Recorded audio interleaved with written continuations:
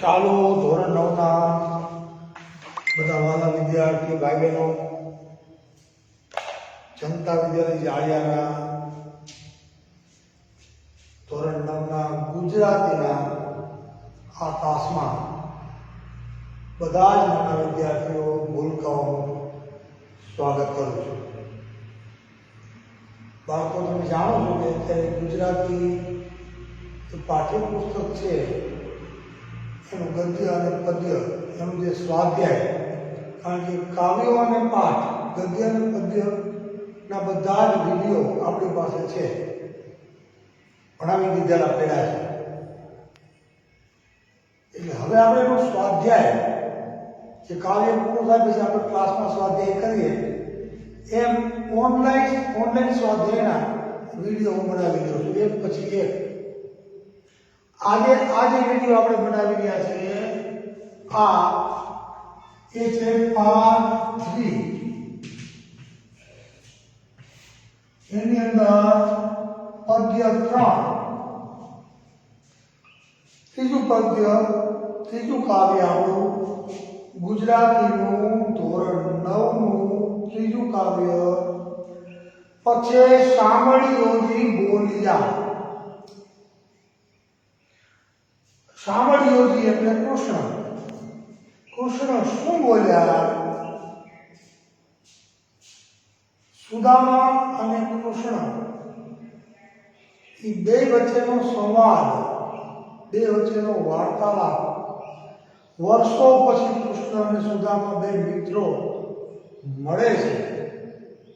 નાના હતા ત્યારે સાંદીપની ઋષિ એના આશ્રમમાં એ ભણતા હતા ત્યારે બે જણાએ સાથે કેવો સમય પસાર કર્યો, સાથે સૂતા હતા, સાથે જમતા હતા, સાથે જંગલમાં ગાયો ચરાવવા જતા હતા, સુખ દુઃખની વાતો કરતા હતા, જંગલમાં લાકડા કાપવા.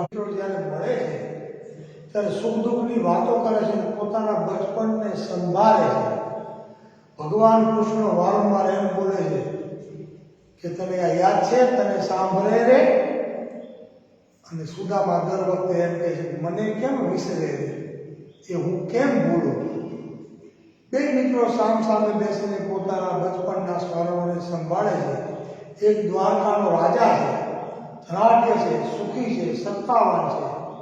બીજો મિત્ર નસીબ જોગે ગરીબ છે પણ ભગવાનનો પરમ ભક્ત છે. બે પાક્કા મિત્રો છે. આખી દુનિયામાં મિત્રતાનું સૌથી મોટું અને સારું ઉદાહરણ લેવું હોય તો આજે પણ કૃષ્ણ અને સુદામા વપાય છે કે આવા મિત્રો ન થાય. જ્યારે બે મિત્રો મળ્યા વર્ષો પછી ત્યારે ભેટા એકબીજાને, ત્યારે એકબીજાના વહા પરડી ગયા, એટલા આહુડા આંખમાંથી ગયા એમ શાસ્ત્ર કહે છે. એ કવિતા છે. પછી સાંભળ્યોજી બોલિયા. પરીક્ષાની દ્રષ્ટિએ વિચારો તો આમાં શું પૂછાય કે સાહિત્યનો પ્રકાર પૂછાય છે બાળકો. એક માર્કમાં હમણાં યુનિટ કસોટી આવે એની અંદર આવા પ્રશ્નો આવે. સાહિત્ય પ્રકાર તો કે ત્રીજું કાવ્યનું પછી સાંભળ્યોજી બોલિયા, એનો સાહિત્ય પ્રકાર કયો છે? તો લખવાનું છે આખ્યાન ખંડ. આ પ્રેમાનંદનું આખ્યાન છે એટલે આને કહેવાય આખ્યાન ખંડ. એનું કોઈ મોટું આખ્યાન હોય ને એમાંથી એનો અંશ આપણે કાવ્ય તરીકે ભણવાનો આવતો હોય એટલે એ આખ્યાન ખંડ છે. તમારે આટલું યાદ રાખવાનું છોકરાઓ કે ત્રીજું કાવ્ય પછી સાંભળ્યોજી બોલિયા એનો સાહિત્ય પ્રકાર જણાવો. તો તમારે સાહિત્ય પ્રકાર જોડકામાં પૂછાણો હોય કે ટૂંકા પ્રશ્નના રૂપમાં પૂછાણો હોય, તમારે લખવાનું છે આખ્યાન ખંડ. 1 માર્ક તમને મળી જાય. એવો ને બીજી કઈ વસ્તુ યાદ રાખવાની તો કે જે કાવ્ય આપ્યું હોય એ કાવ્યના કવિનું નામ. આ પણ 1 માર્કમાં જોડકામાં કે 1 માર્કના પ્રશ્નમાં પૂછાય. તો કે પછી સાંભળ્યોજી બોલિયા કાવ્યના કવિ કોણ છે? તો લખવાનું પ્રેમાનંદ.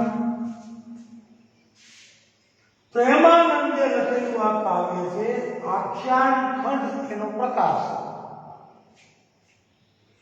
પહેલું કાવ્ય હતું સાંજ સમય સાંભળ્યો વાલો. સાંજ સમય સાંભળ્યો, એના કવિ કોણ હતા? નરસિંહ મહેતા. એ સાહિત્યનો કેવો પ્રકાર હતો? તો કે ગીત. પછી બીજામાં આવ્યા, ગદ્યમાં આવ્યા ચોરી અને પ્રાયશ્ચિત. એના લેખક કોણ? ગાંધીજી. સાહિત્યનો પ્રકાર કયો? આત્મકથા ખંડ. હવે આ ત્રીજું કાવ્ય આવ્યું બાળકો. પછી સાંભળ્યોજી બોલ્યા. સાહિત્યનો પ્રકાર પૂછાય તો કે આખ્યાન ખંડ, અને કવિ પૂછાય તો પ્રેમાનંદ.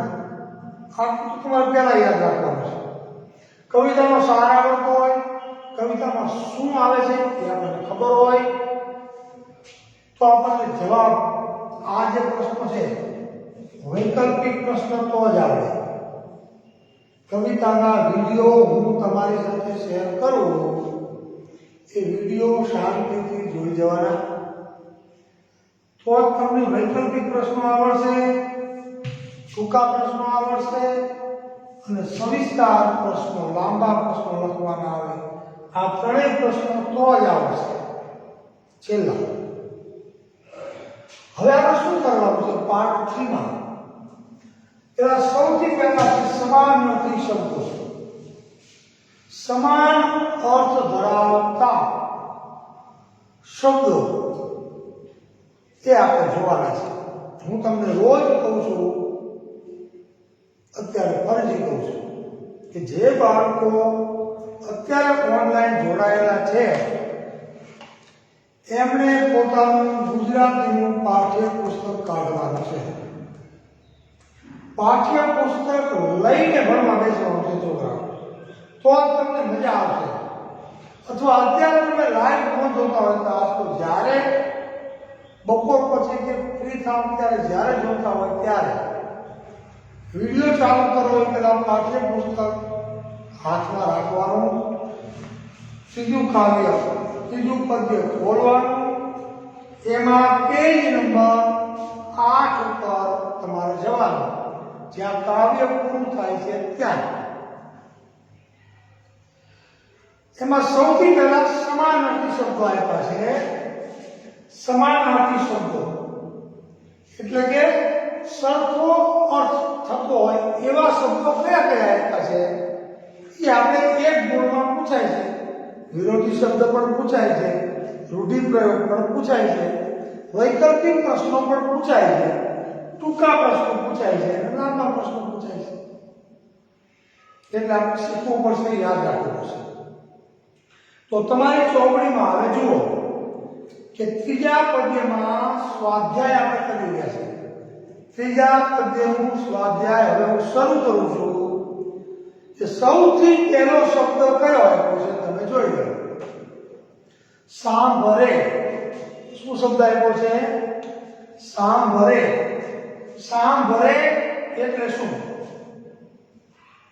એનો સમાનાર્થી શું થાય? અંદર આપ્યો છે, તમે જોઈ લો, નોંધ કરતા જાઓ. સાંભળે એટલે સ્મરણ કરે, યાદ કરે, કોઈને સંભાળે. સાંભળે એટલે સ્મરણ કરે, બરોબર.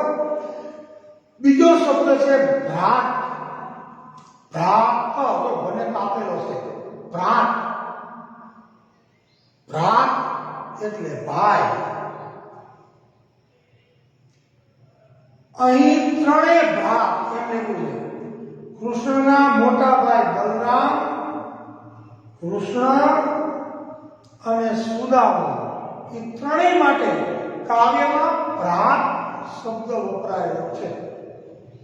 તમારે યાદ રાખવાનું, ભ્રાત એટલે ભાઈ. આ એનો સમાનાર્થી છે. રેડી? ત્રીજો શબ્દ આપ્યો છે સાથ રે. અંદર કવિતામાં આવે છે, આપણ સુતા એક સાથ રે તને સાંભળે રે. સાથ રે એટલે શું? અથવા તો ગુજરાતીમાં એના માટે શબ્દ શું છે? સાથરો. શું શબ્દ છે બાળકો? સાથરો. સાથરો એટલે શું? ઘાસની પથારી. ઘાસની પથારી ઉપર પેલા ગુરુકુળમાં બાળકો સૂતા, એને સાથરો કહેવાય. તો સાથરો એટલે ઘાસની પથારી. આ યાદ રાખવાનું, પરીક્ષામાં પૂછાય સાથરો તો સામે આમ ડેશ કરી લખવાનું ઘાસની પથારી. પછી આગળનો શબ્દ છે વેદની ધૂન. વેદની ધૂન એનો અર્થ શું લખવાનો, સમાનાર્થી શું લખવાનો? વેદનું લયાનુકારી ગાન, એટલે કે વેદોનું લય સાથેનું, તાલ સાથેનું જ્ઞાન. ફરી વખત બોલું, વેદની ધૂન કરવી એટલે શું? તો કે વેદનું લય સાથે ગાન કરવું, સમૂહ ગાન. એક સાથે બધા વિદ્યાર્થીઓ સાથે મળીને વેદની ઋચાઓનું ગાન કરે, ગાય, એને વેદની ધૂન કહેવાય. ઓકે, આગળ. ત્યાર પછીનો શબ્દ છે જાચવું. જાચવું એટલે શું? જાચવું શબ્દનો શું અર્થ થાય? આ શબ્દ પૂછાયો છે. જાચવું એટલે માગવું, કોઈની પાસે હાથ લાંબો કરવો, અથવા તો યાચના કરવી. જાચવું એટલે યાચના કરવી, માગણી કરવી, મને આપો, એટલે જાચવું. આગળનો શબ્દ છે જેનો સમાનાર્થી આપણે શીખવાનો છે ગોરાણી. ગોરાણી શબ્દ આપણે સરસ સાંભળેલો છે. ગોર મહારાજના પત્ની, ગામડામાં જે વિધિ કરાવવા માટે ગોર મહારાજ આવે, આપણા દરેક ગામમાં ગોર મહારાજ હોય, એ ગોર મહારાજના ઘરના, ગોર મહારાજના પત્ની, એના માટે આપણે ગુજરાતીમાં શબ્દ છે ગોરાણી. અહીંયા એનો અર્થ કર્યો છે કાવ્યમાં ઋષિ પત્ની, પણ સામાન્ય અર્થમાં આપણે લઈએ ગોરાણી એટલે ગોર દાદા હોય, ગોર મહારાજ એના પત્ની. પછી આગળનો શબ્દ છે બાળકો કાષ્ઠ. કાષ્ઠ એટલે શું? તો કે લાકડા. કાષ્ઠનો શું અર્થ લખવાનો? લાકડા અથવા બળતણ. તમારા હાથમાં ચોપડી રાખજો એટલે તમને ખબર પડે. કાષ્ઠ અથવા બળતણ. પછી આગળનો શબ્દ છે ખાંડ. ખાંડ. ખાંડ શબ્દ પૂછાયો છે. ખાંડ એટલે ખભો. ખભો એટલે ખાંડ. એના માટે બીજો શબ્દ શું છે? ખાંડ. પછીનો શબ્દ છે વાદ. આપણે વારંવાર વાદ શબ્દ સાંભળીએ છીએ, વાદ વિવાદ બોલીએ છીએ. વાદ એટલે ચર્ચા. બરોબર, વાદ એટલે ચર્ચા. પણ કાવ્યમાં જે વાદ શબ્દ વપરાયેલો છે એનો અર્થ શું થાય છે? અંદરો અંદર હરીફાઈ કરવી. પણ આપણે વાદનો અર્થ આખો ધ્યાન રાખવાનો. વાદ એટલે ચર્ચા, એટલે આપણને ગુણ મળી જાય. પછી ખોડ શબ્દ આવે છે. ખોડ. ખોડ એટલે શું? તો કે મોટું જૂનું લાકડું, ઝાડનું થડી હોય મોટું, એના માટે બીજો શબ્દ છે ખોડ. આ તમારે ખોડ યાદ રાખવાનું છે. આગળનો શબ્દ છે મુસળધાર. શું શબ્દ આપ્યો છે? મુસળધાર. એનો અર્થ શું થાય? સાંભેલા જેવી ધાર. તમે બાળકો ગામડાના વિદ્યાર્થીઓ છો, તમે સાંભેલું જોયું છે, એના જેવી ધાર. કદાચ તમને સાંભેલા ધાર લખતા ન યાદ આવે તો મુસળધાર એટલે લખવાનું ધોધમાર. આપણે કહીએ ને ધોધમાર વરસાદ પડ્યો, ધોધમાર વરસાદ એટલે મુસળધાર. પછીનો શબ્દ છે કેર. કેર એટલે શું થાય તો કે જુલમ, ત્રાસ. પછી આગળનો શબ્દ છે બાળકો જુજવા. જુજવા શબ્દનો શું અર્થ થાય તો કે જુદા અથવા તો અલગ. જુજવા અથવા તો અલગ. જુજવા શબ્દના બે અર્થ થાય, જુદા અને કા અલગ. આ યાદ રાખવાનું, આ તમારે યાદ જ રાખવું પડશે. અને છેલ્લો શબ્દ છે ત્રીજા પદ્યનો છેલ્લો સમાનાર્થી શબ્દ છે સોમદ્રષ્ટિ. સોમદ્રષ્ટિ એટલે કેવી દ્રષ્ટિ? યાદ રાખજો, ચંદ્ર જેવી શીતળ કૃપા દ્રષ્ટિ. અથવા બીજું કે લાંબુ યાદ ન આવે તો સોમ દ્રષ્ટિ એટલે ચંદ્ર જેવી દ્રષ્ટિ, ચંદ્ર જેવી શીતળ દ્રષ્ટિ. ચાલો, આટલા સમાનાર્થી શબ્દો છે, આટલા શબ્દો સમાનાર્થી પાઠમાં આવ્યા છે. આની ચર્ચા આપણે કરી. હવે ત્રીજા મુદ્દા ઉપર જે છે બાળકો તે છે વિરોધી શબ્દો. બે પ્રકારના શબ્દો પરીક્ષા પૂછાય, સમાનાર્થી અને વિરુદ્ધાર્થી. તો દરેક કાવ્ય દરેક પાઠના સમાનાર્થી અને વિરુદ્ધાર્થીને તળપદા શબ્દો આપણે કરી લઈએ અને યાદ રાખી લઈએ, આપણને આવડે બસ. હવે વિરોધી શબ્દો કયા કયા કાવ્યમાં છે જુઓ. વિરોધી શબ્દો માત્ર બે જ આપ્યા છે, બે છે. તો પહેલું આપ્યું છે મૂન. શું આપ્યું છે? મૂન. મૂન. મૂન એટલે શું થાય? સોરી, એ તળપદો શબ્દ છે ઉપર. વિરુદ્ધાર્થી શબ્દમાં બે આપ્યા છે, સાંભળવું અને શીતળ. આ બે શબ્દો આપ્યા છે. તો પહેલો વિરુદ્ધાર્થી શબ્દ છે સાંભળવું. તો વિસરવું, તેથી ઉલટું વિસરવું એનો વિરોધી શબ્દ ભૂલી જવું. સાંભળવું એટલે યાદ આવવું અને વિસરવું એટલે ભૂલી જવું. સાંભળવું તો વિસરવું. શીતળ એટલે ઠંડુ થાય, તો એનો વિરોધી શબ્દ શું થાય તો કે ઉષ્ણ. ઉષ્ણ એટલે ગરમ. કદાચ આપણને ઉષ્ણ શબ્દ યાદ ન આવે તો ગરમ નથી નાખવાનું, કોઈ આપણને માર્ક મળી જાય. આ બે શબ્દો છે. હવે તળપદો શબ્દ એક જ આવ્યો છે આખા કાવ્યમાં. એક તળપદો શબ્દ છે મૂન. મૂન એટલે મુનિ અથવા ઋષિ. મુનિ અથવા ઋષિ. રેડી બાળકો? તો આ વિરોધી શબ્દો તળપદો શબ્દો ખાલી કેટલા આપ્યા છે તો કે એક. આ કાવ્યમાં વિરોધી શબ્દ કેટલા આપ્યા છે તો કે બે. એટલું આપણે જોઈ લીધું. હવે રૂઢિપ્રયોગો બે આપ્યા છે. પરીક્ષામાં ઘણીવાર એ પૂછાય કે નીચેના રૂઢિપ્રયોગનો માત્ર અર્થ આપો. તો તમારે રૂઢિપ્રયોગનો ખાલી અર્થ જ લખવાનો. પણ એમ કીધું કે રૂઢિપ્રયોગનો અર્થ આપી અને એને વાક્યમાં વાપરો અથવા વાક્યમાં પ્રયોગ કરો તો પ્રયોગ કરવાનો.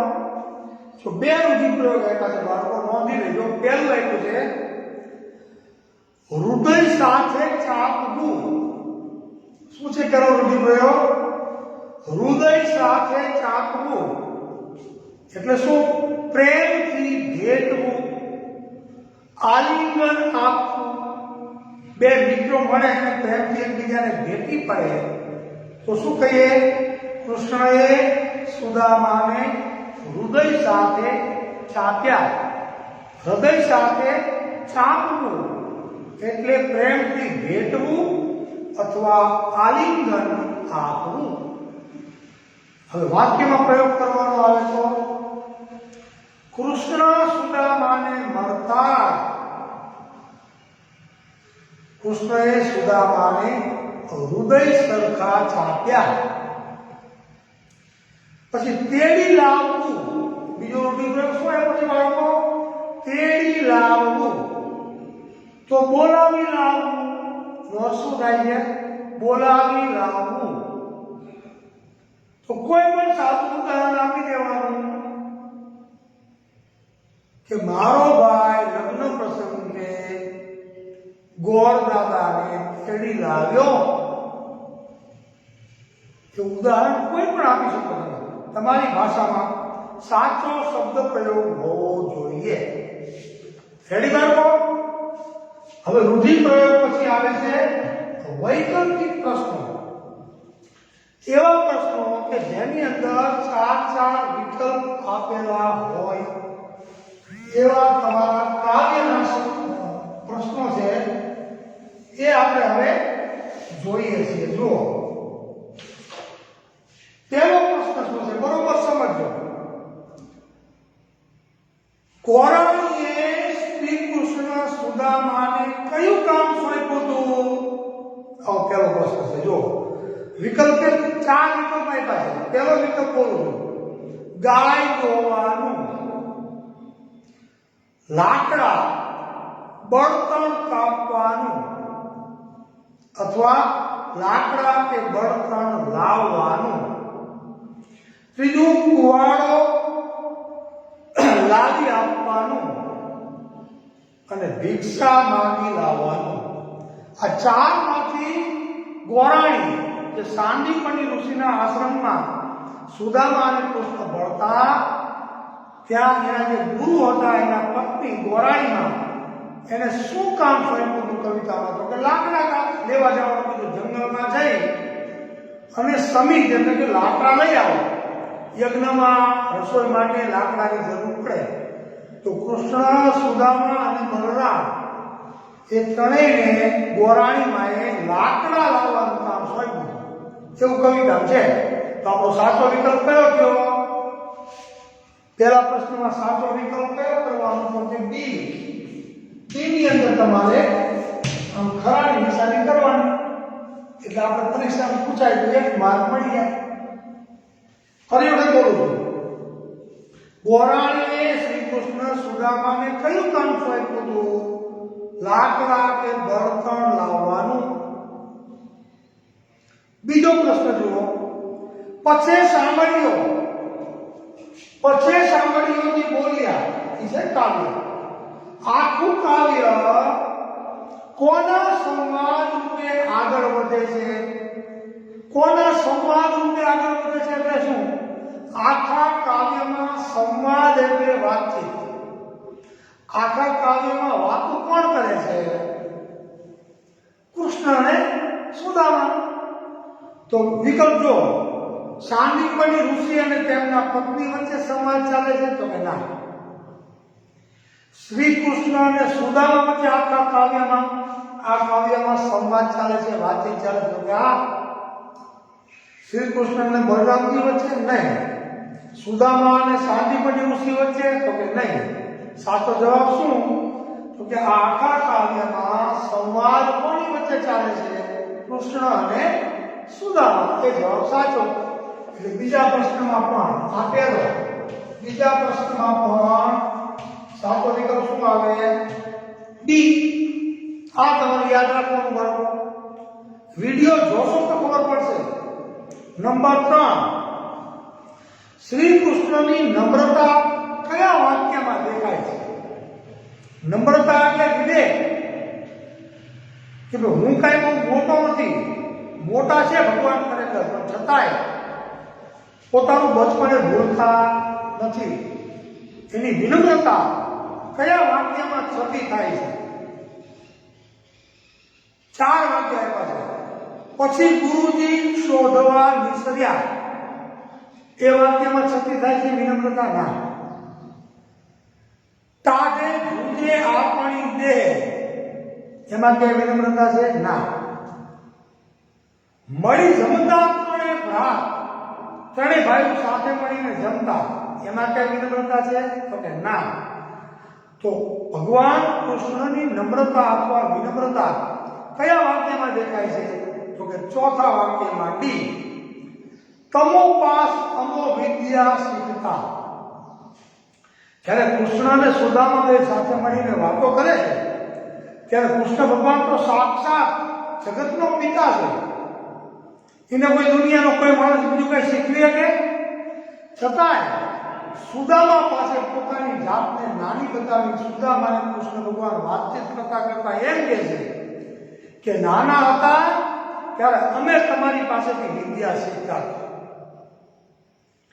ત્યારે સુદામા એને જવાબ આપે છે કે ભગવાન, તમે મને મોટો કરી બતાવ્યો, હું તમને શું વિદ્યા શીખવું પ્રભુ? તમે આખા જગતને શીખવો છો, પણ તમે મને મોટો કરી બતાવ્યો. એટલે ભગવાન પોતાની વિનમ્રતા કાવ્યમાં ક્યાં પ્રકટ કરે છે? ભગવાન એમ બોલે છે, તમો પાસ તમો વિદ્યા શીખતા. એમ કૃષ્ણ ભગવાન સુદામાને કહે છે. એમાં એની વિનમ્રતા દેખાય છે. ડી વિકલ્પ, ત્રીજામાં ડી વિકલ્પ સાચો છે. અને હવે છેલ્લો અને ચોથો વૈકલ્પિક પ્રશ્ન બાળકો. સાંદીપની ઋષિને પોતાના વિદ્યાર્થીઓ માટે ખૂબ જ સ્નેહ હતો તેવી પ્રતીતિ કયા વાક્યમાં થાય છે? સાંદીપની ઋષિના આશ્રમમાં કૃષ્ણ, સુદામા, બલરામ ભણતા હતા, તો એને પોતાના વિદ્યાર્થીઓ પ્રત્યે ખૂબ લાગણી હતી, સ્નેહ હતો, એવું કયા વાક્ય પરથી દેખાય છે?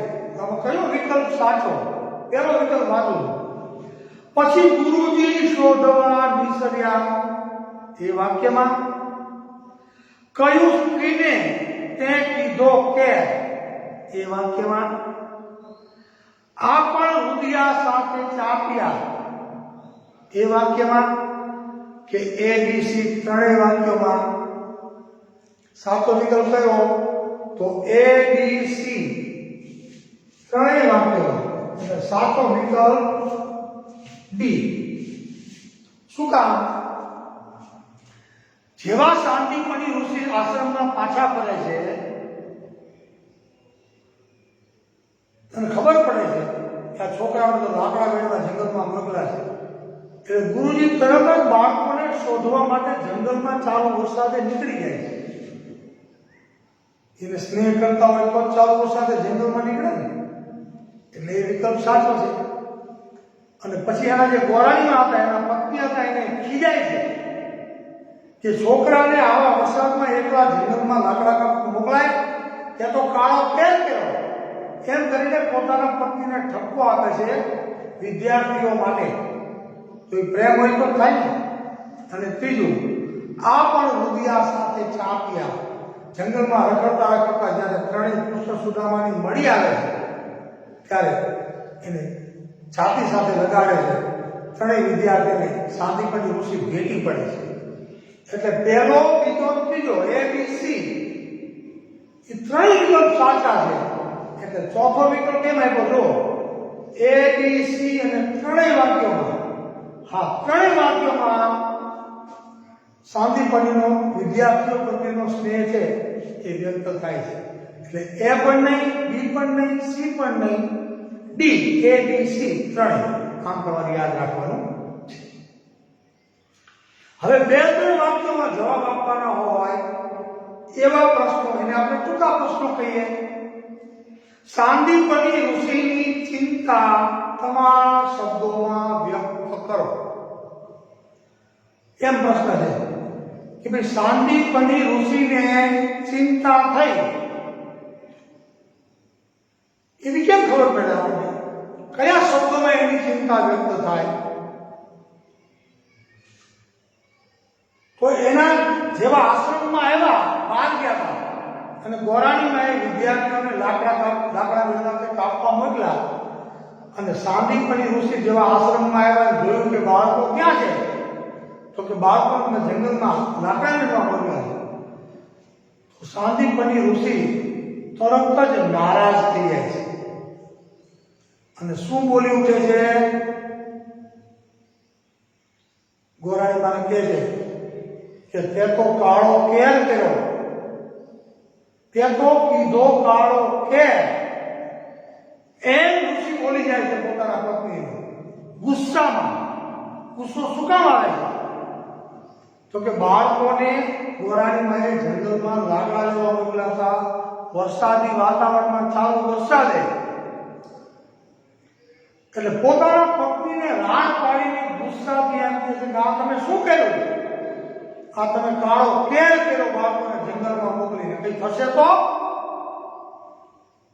ઋષિના આ શબ્દોમાં એના હૃદયની ચિંતા છે એ વ્યક્ત થાય છે.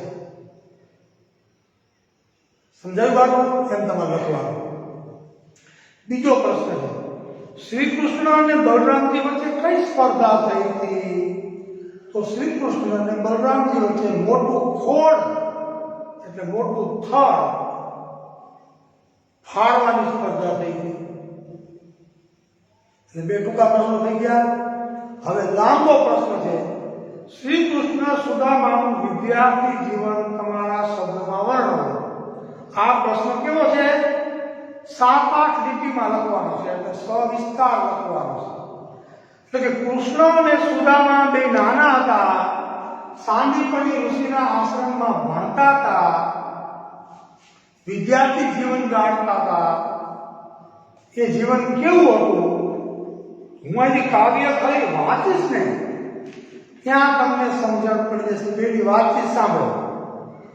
પેલા કૃષ્ણ ભગવાન શું કે કવિતા ગાતા પણ આવડે. પછી સાંભળ્યોજી બોલિયા તને સાંભળે આજી નાનપણાનો ને મને કેમ વિસરે.